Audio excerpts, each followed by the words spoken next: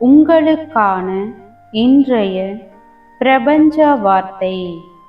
நிறங்கள் என்பவை வெறும் கண்கள் பார்க்கும் அழகு மட்டுமல்ல, அவை ஒவ்வொன்றும் ஒரு குறிப்பிட்ட அதிர்வெண் கொண்ட ஆற்றல்கள்.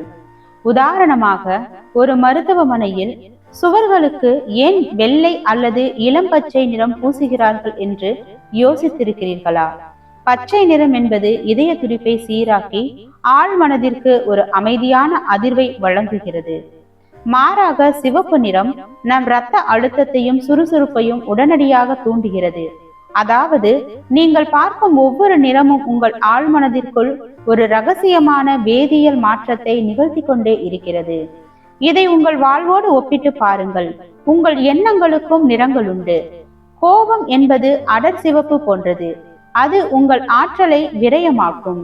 அமைதி என்பது நீல நிறம் போன்றது, அது உங்கள் சிந்தனையை விரிவுபடுத்தும். உங்கள் உள் மனதின் குரல் எப்போதுமே பிரகாசமான நேர்மறையான நிறங்களால் நிரப்பப்பட வேண்டும்.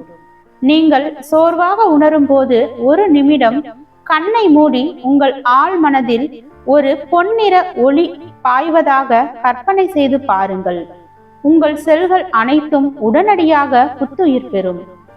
உங்கள் உணர்வு என்பது ஒரு வானவில் போன்றது, அதில் கவலை என்ற கருப்பு நிறத்திற்கு இடம் தராதீர்கள்.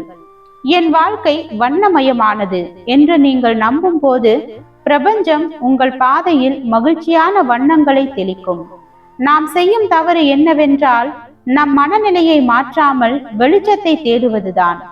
ஆனால் உங்கள் ஆழ்மனதில் நீங்கள் எந்த நிற எண்ணங்களை விதைக்கிறீர்களோ அதே வண்ணத்தில்தான் உங்கள் உலகம் உங்களுக்கு தெரியும். இன்று முதல் உங்கள் சிந்தனைகளை அழகிய வண்ணங்களாக மாற்றுங்கள். உங்கள் வாழ்க்கை ஒரு கலைப்படைப்பாக மாறும். வாழ்க வளமுடன்.